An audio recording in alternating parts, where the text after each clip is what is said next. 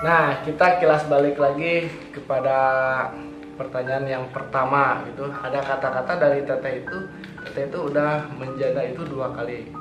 Ya, menikah itu 2 kali. Nah, dari perkawinan yang suami yang pertama sampai yang kedua itu berapa tahun membinanya dari yang pertama, dan dari yang pertama ke yang kedua itu berapa tahun dan berapa lama menjalani hubungan?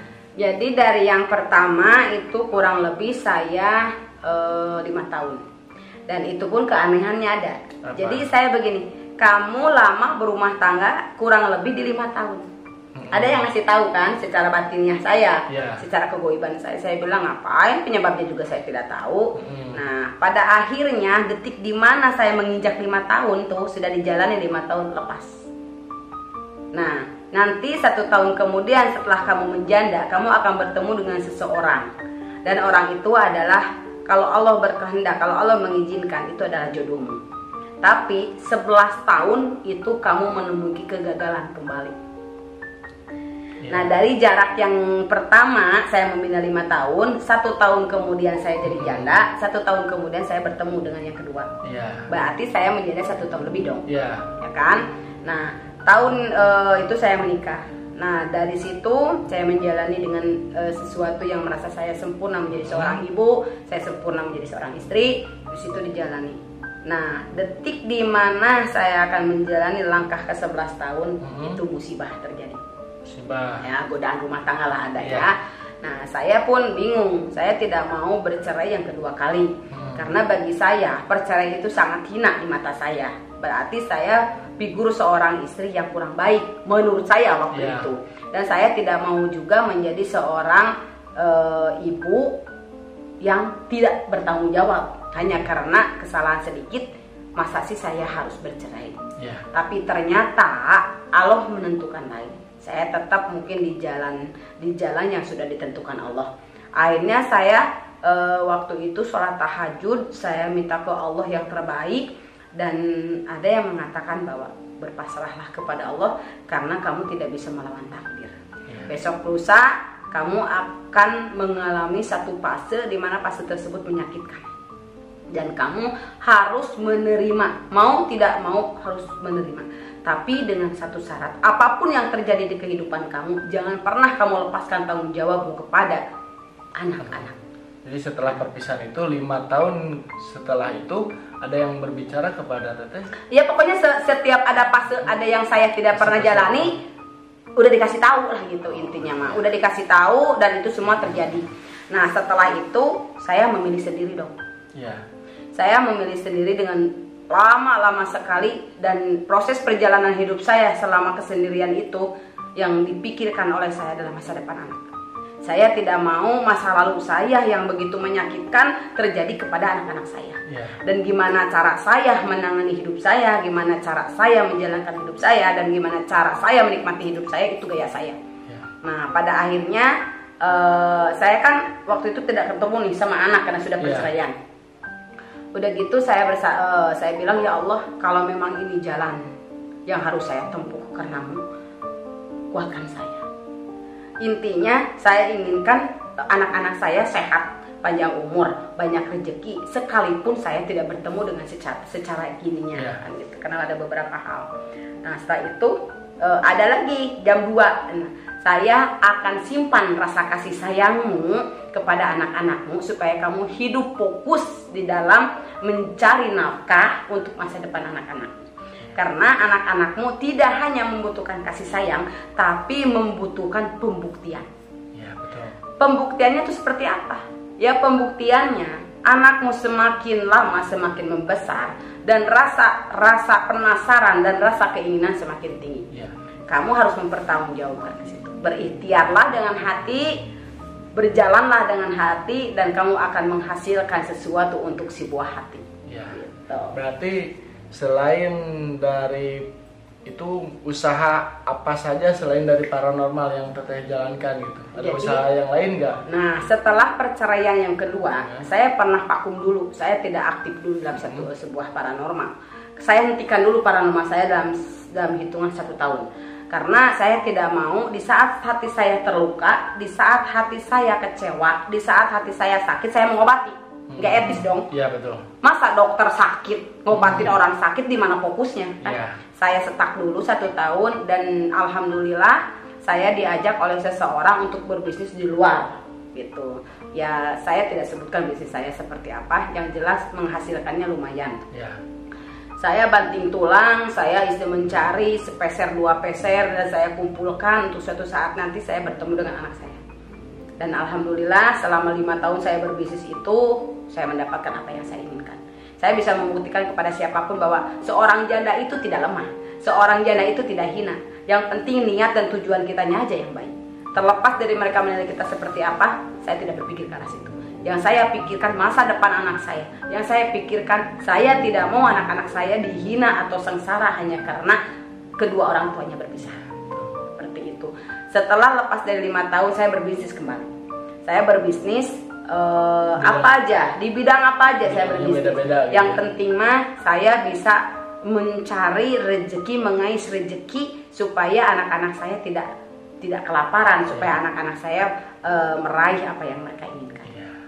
Setelah itu pokoknya selama saya menjanda itu beberapa tahun itu, saya terus untuk cari apa yang seharusnya saya cari untuk masa depan. Ya, berarti di dalam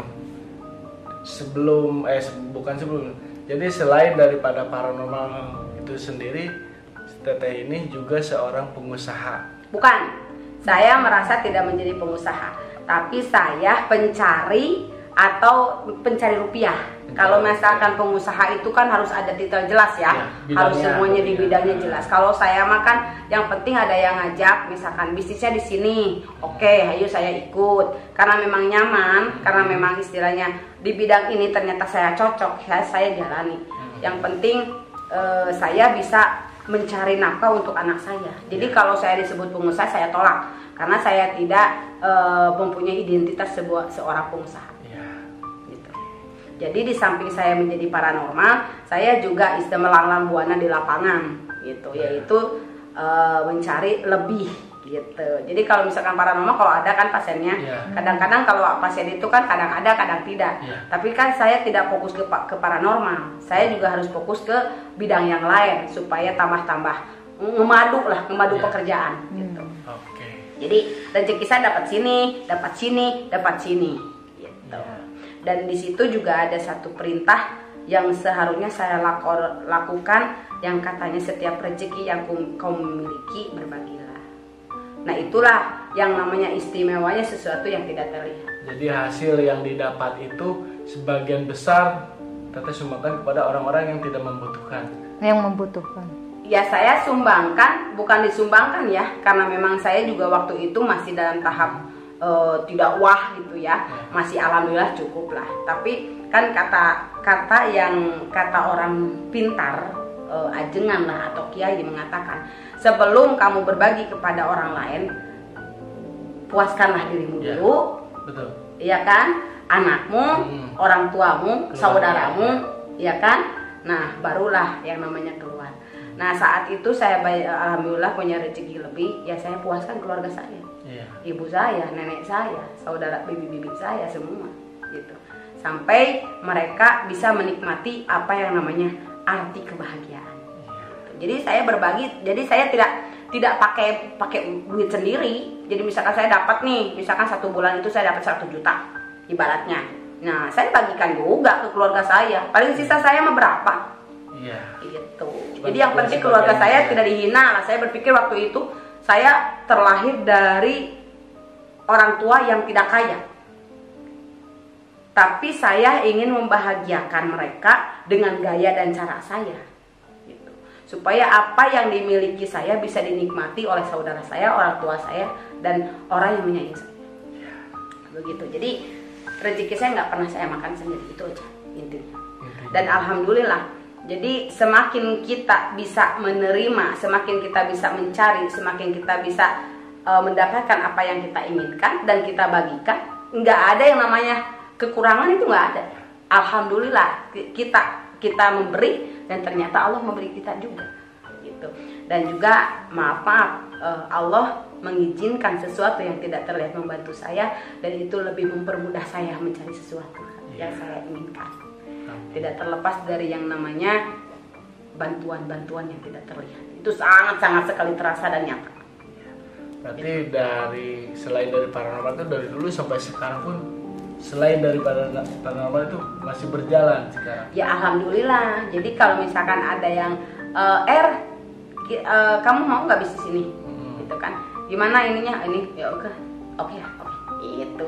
Jadi kadang-kadang sekarang kita hobi-hobinya YouTuber ya. Jadi lagi happy aja gitu. Jadi ya kalau ada ya saya berbisnis, walaupun seperak dua perak saya dapat alhamdulillah. Ya kalau nggak ada ya saya di rumah macapluk kayak begini dengan begitu. Bertanya kepada saya jawab, ya sudah. Itulah yang saya nyata, yang saya alami, yang saya rasakan ya alhamdulillah. Nah, sebelumnya saya mau minta maaf. Bukan maksud saya mempertanyakan masuk ke dalam ranah teteh yang paling dalam. Yang saya tanyakan itu dari hasil teteh selama ini, dari bisnis A, bisnis B, sebagian dari paranormal, itu digunakan untuk apa aja dan hasilnya apa aja? Jadi malu ya. Jadi gini, jadi bagi saya prinsip saya kemandirian itu nomor 1. Ya. Dan pembuktian itu harus jelas. Betul. Gitu. Jadi apa yang saya hasilkan di setiap usaha saya, ya saya kan berpikirnya tentang masa depan anak. Selain saya dapatkan untuk diri saya, selain saya dapatkan untuk anak-anak saya, dan saya juga berbagi untuk sesama. Ya. Terlepas dari saya tidak akan pernah mengatakan kepada siapa saja karena itu rahasia ya, itu privasi. Jadi kalau saya ungkap itu seakan saya unjuk, saya merasa membanggakan diri tidak. Jadi saya bagi-bagi rezeki yang saya dapat. Gitu. Misalkan ada seseorang yang sangat sekali frustasi tentang kehidupan, saya bantu. Apapun, selagi kita mampu, selagi kita bisa. Bantuan itu secara materi, secara doa, atau mungkin secara motivasi diri, gitu. Dan alhamdulillah hasil dari apa yang saya dapatkan itu, ya untuk jajan anak saya bisa tanpa meminta, ya untuk sekolahnya juga bisa, ya alhamdulillah untuk tempat tinggal anak-anak saya satu-satu sudah ada. Alhamdulillah. Jadi gitu. Itu untuk tabungan bekal. Ya karena saya berpikir begini, sekalipun anak-anak saya masih kecil, tapi kan mereka semakin besar tuh kalau Allah memberikan umur panjang kepada mereka. Nah kita kan sebagai ibu itu harus tanggung jawab sampai ke depannya. Apalagi kan kita teteh itu banyak anak laki-laki ya. Sedangkan dalam hukum agama anak laki-laki itu kan dipertanggungjawabkan sampai akhir. Beda dengan anak wanita. Kalau anak wanita setelah dia dapatkan jodoh berarti lepas tanggung jawab kita karena memang sudah ada oper didikan, ya kan? Oper ali. Nah kalau laki-laki itu kan harus bertanggung jawab, ilmunya, keadaannya, rumahnya, fasilitasnya semua harus ada. Dan dari situlah berpola dari pikir itu, saya membuat rumah di beberapa tempat itu untuk anak-anak saya. Jadi suatu saat nanti kalau mereka sudah dewasa, mereka dapat jodohnya, ya tinggal saya tempatkan ini untukmu, ini untukmu, ini untukmu. Tabungan. Gitu, tabungan gitu. Betul. Jadi kata orang, kenapa sih kamu buat rumah sebanyak itu? Kenapa sih kamu? Ya mereka tidak tahu tujuan saya. Yang jelas saat itu saya inginkan anak-anak saya itu hidup layak. Jangan seperti saya dihina hanya karena kesengsaraan. Karena saya tidak memiliki apapun. Nah berangkat dari situ, saya betul-betul memotivasi diri saya harus menjadi seorang janda yang betul-betul kuat, menjadi seorang ibu yang betul-betul hebat untuk anak-anak. Dan suatu saat nanti, kalau saya mendapatkan jodoh kembali dari Allah, saya akan menjadi seorang istri yang hebat untuk suami. Seperti itu. Jadi saya memotivasi siapapun sahabat-sahabat kita di sana, saudara-saudara kita yang lagi melihat atau mungkin melihat perbincangan kita, jangan jangan pernah yang namanya berputus asa. Karena status janda sekalipun menyakitkan, tapi tetap memotivasi diri itu penting. Jadilah janda yang terhormat. Jadilah janda yang berkualitas. Jadilah janda yang bisa memotivasi siapapun janda-janda di luar sana. Karena tidak ada yang bisa menyelesaikan masalah kita itu kalau bukan diri kita. Dan tidak akan pernah ada yang bisa melawan takdir kita. Karena itu kesanggupan kita di saat Allah menciptakan kita. Jadi satu hal bahwa apapun di dunia ini tidak ada yang tidak mungkin. Kesendirian memang kesepian, tapi dari sepi itu memotivasi kita lebih bisa membuktikan diri kepada orang lain, ke orang banyak, bahwa sepi itu menjadi sesuatu yang luar biasa. Mantap. Begitu. Ya, berarti tadi setelah berbincang banyak banget dari mulai SMA, dari sampai ke paranormal, kegoiban, sampai terakhir dari masa percintaan, bisa saya garis bawahi bahwa semua itu tergantung dari hati, dan keluar pun dengan hati. Oke. Jadi kita gunakan, kita menjalankan kehidupan itu selalu melibatkan hati. Terus kita berbagi karena hati, dan kita bahagia karena hati. Kita berpisah karena takdir kan gitu. Nah, bukan karena hati. Nah, saya minta doanya, saya pengen dapet dong jodoh yang punya hati, yang bisa memahami, yang bisa menjaga hati saya menjadi sesuatu yang lebih baik lagi. Amin ya Allah. Oke. Kalau dari kalian semua rekan-rekan Ratu Lemah Rengganis, apabila ada pertanyaan yang masih tersimpan dalam unek-unek kalian, silahkan tulis di kolom komentar di bawah ini. Dan apabila ada tempat yang mau direkomendasikan kedatangan kami, kolom komentar tulis lagi di kolom komentar dan kita akan mendatangi tempat tersebut. Sekian. Dan terima kasih. Jangan lupa salam bersama. Sekian, wassalamualaikum warahmatullahi wabarakatuh. Dadah. Tell me pretty lies, look me in the face, tell me that you love me.